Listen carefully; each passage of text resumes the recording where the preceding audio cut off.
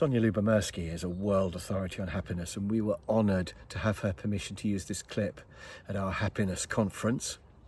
And here is the clip. It's a short bit taken from one of her longer sessions at a conference, but you can see how great she is from this. It's full of practical ideas. I hope you enjoy it and that you can use some of the ideas in this clip. Sonja Lyubomirsky. And so there's lots of strategies that people can use to become happier.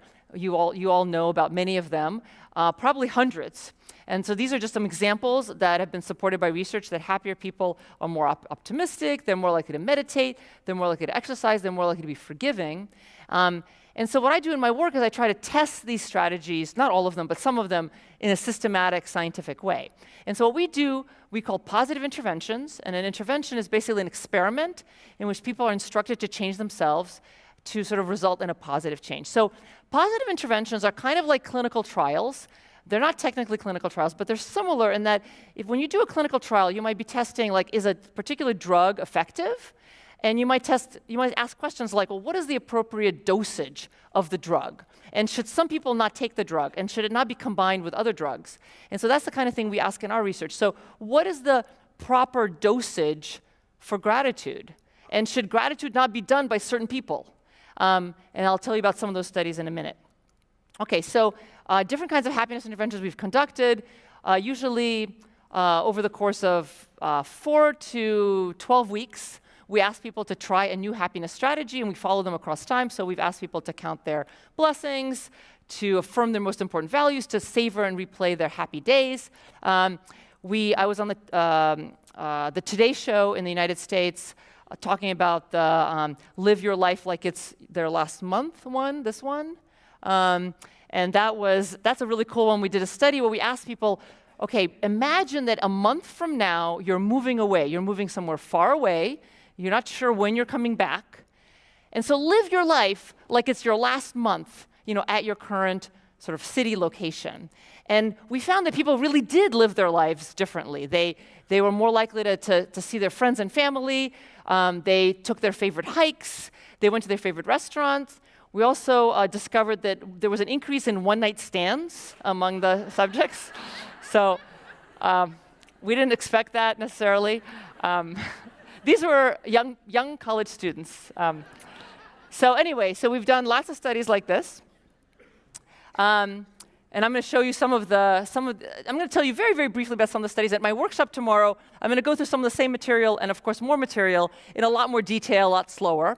And so I'm a basic scientist, so the question that I ask in my research is basically how and why do these happiness strategies work? And sort of what is the secret to their success? What are the factors that underlie their effectiveness? And so, for example, and by the way, some of you or many of you might know some of these studies, but again, I'll sort of review them. So we did the very first positive intervention that we've ever done is we asked people to count their blessings for a period of 6 weeks. So every week, we asked people to write down what they're grateful for, up to 5 things that they're grateful for. Except we varied how often they did it. So here we were interested in the role of dosage, right? So we varied whether people counted their blessings once a week or 3 times a week. And so these are histograms showing increases or decreases in gratitude and happiness from before to after the 6-week intervention. And so you see that when you look at changes in gratitude, if you count your blessing once a week, you become more grateful over time. And also if you count your blessings once a week, you become happier over time relative to the control group. If you do it 3 times a week, nothing happens, no change. And so we were very interested in that finding. Maybe counting your blessings 3 times a week is too much. It becomes kind of a burden or a chore. Or maybe it backfires because it's hard for you to think of things to be grateful for when you do it too often. And so you might conclude, gee, maybe there's nothing I'm grateful for. We actually are testing that in a study that we're running right now. But anyway, so that's a study that highlights the importance of dosage. So I'm going to show you sort of the slide repeatedly, kind of what factors are important in implementing positive activities in the most optimal ways. And so the first one is dosage, sort of how often, how much do you practice it. Now, when I talk about kind of counting your blessings, some people come up to me and they say, I don't know, I would never be caught, with a gratitude journal in my hand. I think counting blessings is trivial and kind of hokey and trite. And some people tell me, well, I count my blessings every morning, and that really works for me.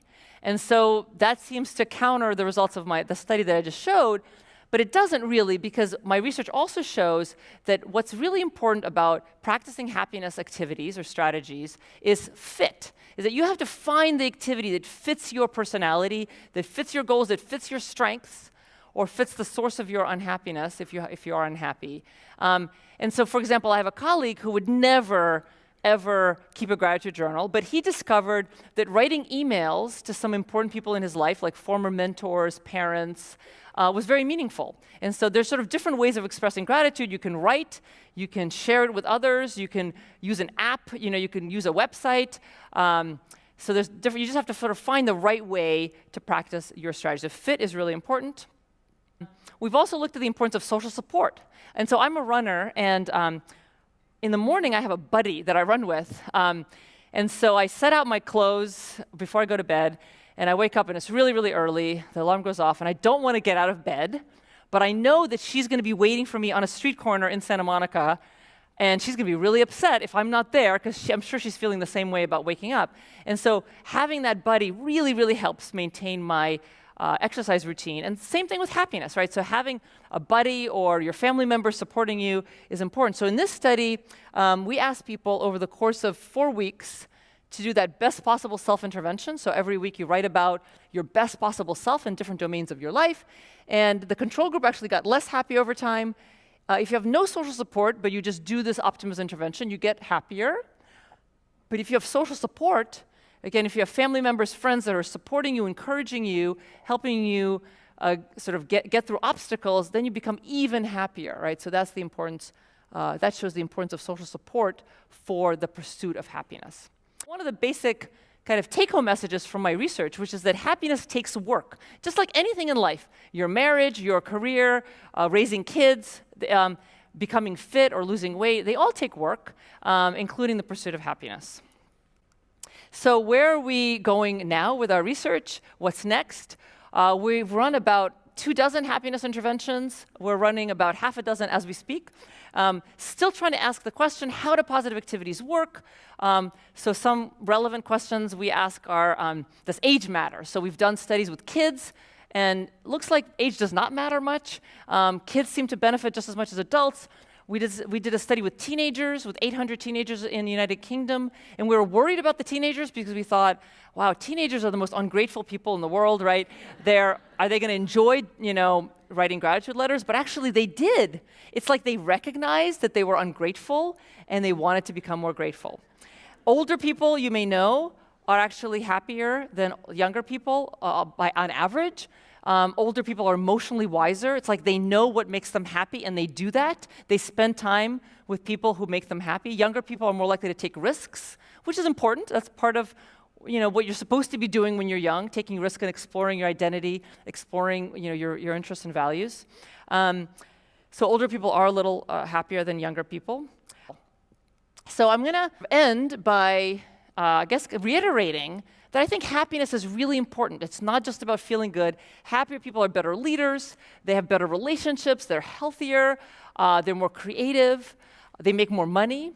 But it's not easy to become happier. Happiness takes work. If you want to be happy, if you want to help other people become happy, you have to kind of begin today, act now, put the effort into it. I always like to end with a quote from Aristotle, one of my heroes, from 2,000 years ago, who kind of summarized the gist of my research, which is that happiness depends upon ourselves. Thank you.